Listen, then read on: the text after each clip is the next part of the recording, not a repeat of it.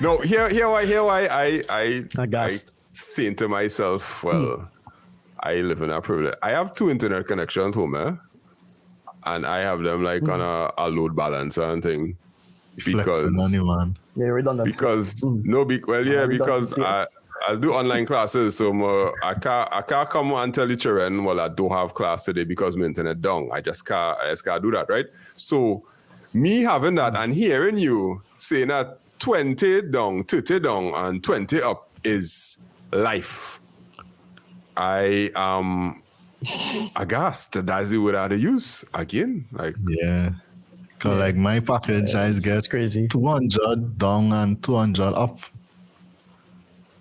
You know, and I just complain about the up. I pay like 285.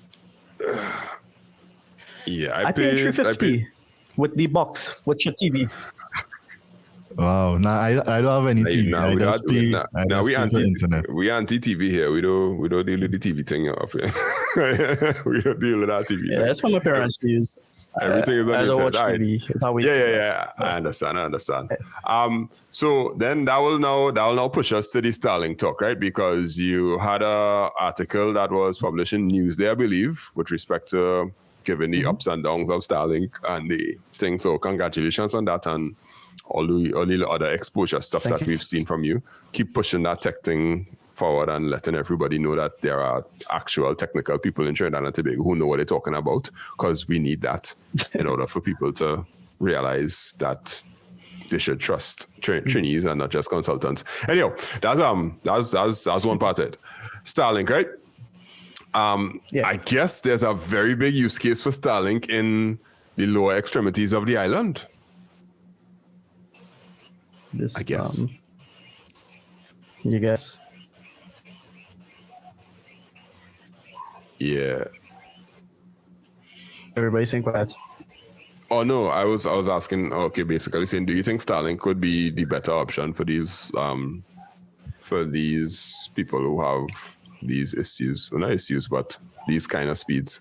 Yeah, like someone in CJOS. Yeah, somebody in CJOS, as I say, had to use a 100-foot line to just get 5 megs down, you know?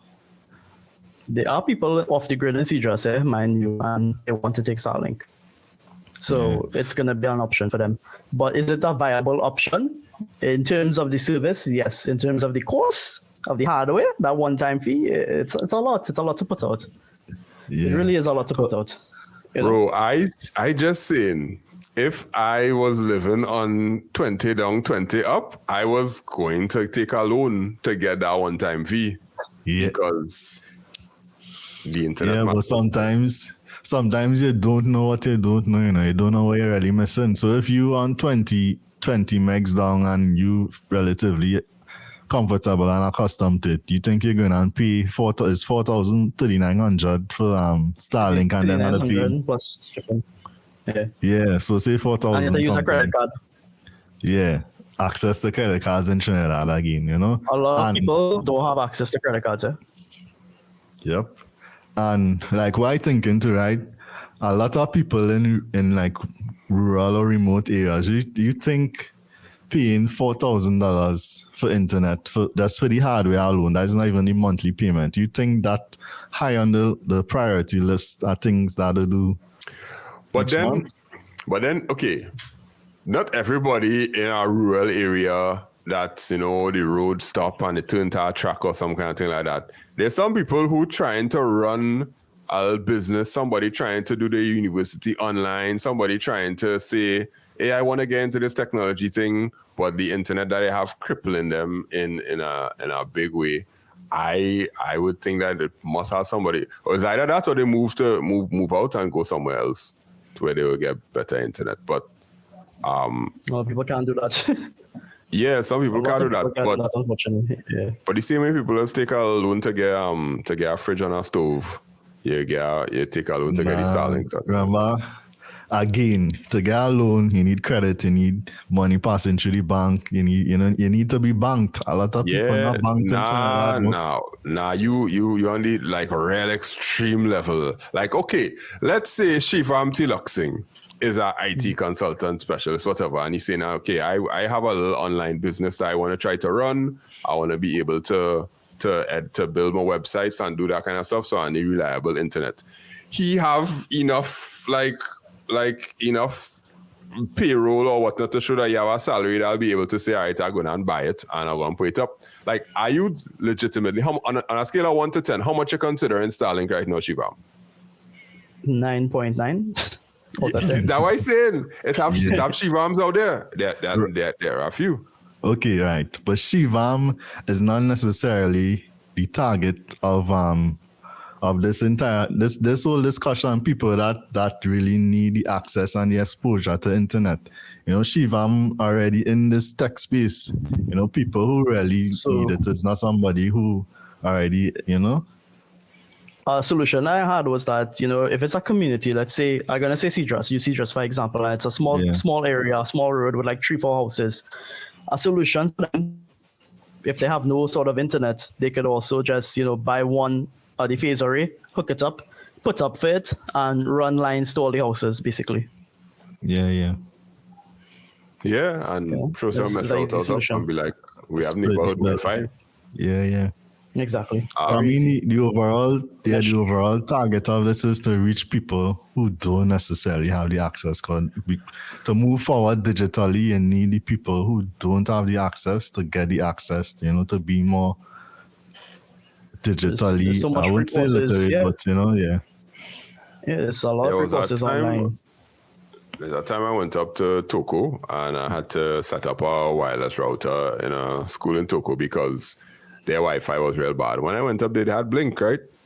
And it was Blink on a DSL modem that was using the phone line. And that wasn't too far. Like, that was 2018. And I was like, they have DSL modems running still? So when I set up the router and, you know, probably Wi-Fi and everything, the Wi-Fi was ridiculously slow. And they were like, but this is not supposed to make it faster. I'd be like, no, this just gives you range. But you essentially have a pipe that's dripping and you're trying to share that water around even more now with this router. And they're like, well, yeah, we can't get anything else up here because, you know, it's Toko and that kind of thing. So I get what you're saying. Set it up in a neighborhood, not neighborhood, but like a community and spread that around. I think that is definitely a viable option because what the service providers will say is they are not running no cable up there because it's not economically viable because you're not going to get any return on your investment because it costing X amount of dollars to run the cable and it only have 5 clients. Yeah. He got cut out of it. Yeah, I saw one tell him something. You could wait a little bit, see if he come back. Yeah. All right. What was I going to say? Right. So, so those of you listening to the podcast right now, what just happened is Shivam's internet cut out. Right? So what that means is while we were talking about internet issues actually took place. And I don't know whether to laugh or cry. I will see if he WhatsApp. No. Okay, he WhatsApp online right now. He can probably message me and tell me. Yeah. I mean, is an ad for Starlink, you know? It's not a good ad for whatever provider he using. No, but they try and like I didn't know it was so bad. I honestly didn't know it was so bad. Like him now telling us about that. I thought it was bad, but 20, like I don't remember, like when I was in university, 20 was something to I used to get 20 in like 2012, 2013, somewhere around there. Yeah, I remember when I was in university, like 2005 or somewhere around there, so 2004, somewhere around there. Like somebody got 10 megs home. That was a T1 connection. And we was like, wait, 10 boy, wow, what are you doing with all of that? And 20 was something to be. Hey, welcome back. Yeah, Shivam. So it's kind of poetic. Is your computer a crash or the internet went down? It was given trouble and the computer did crash after. So yeah, fun. Yeah. Fun. Okay. just for curiosity's sake, what computer are you using right now? I'm using an Asus VivoBook. It has a Ryzen 5 processor, 8 gigs of RAM, 128 gig NVMe. Just use it for AutoCAD and work. Oh, okay. Cool. Well, I was gonna say, like, you know, that whole Starlink thing, that idea, so that's kind of like a little business idea. I don't know if you wanna, like, you know, have a little package for people. You know, you have the Starlink, but you come in and you email them. I emailed them about that same opportunity. Yeah. I was say, that little, you know, you formulate a little package, you go in and set that up, do the connections, get whatever, you know, and Exactly. And there's a long shot to really reach out to them, but I mean, you could do it on your own facility, whatever, you know. I feel they know that they had to be thinking about that when they start to go to countries that are underserved. That they ain't gonna get people with a credit card. They're not going to get people with a credit card that will be able to make that monthly payment and draw it all the time. That I'm positive that they know that. But how you're solving that problem, that's a big problem to solve, because that's banking and finances and foreign exchange and all of that drama. I don't know how well that will be solved, but yeah, there are opportunities. And well, I guess you in South. If I was in South, I was gonna buy for like 4 Starlinks and set that up. I wasn't emailing Starlink to ask them permission. Nah, you don't know if it violated the terms and conditions too, you know. That like that like you are current from Tiantec and you just go and share the lines with everybody else. All right. Just for argument's sake and putting myself out as a crook, right? Hypothetically speaking, right? If I have a Starlink at home and I decide to run a cable to my neighbor, how would I violate any terms and services? If you have electricity connection to your home and you decide to run it next door to your neighbor, because it's coming from a pole, the pole could like reach to the neighbor house, so the neighbor could get a connection from the pole. But Starlink is wireless, so wherever I've set up that wireless, that have nothing to do with anybody else.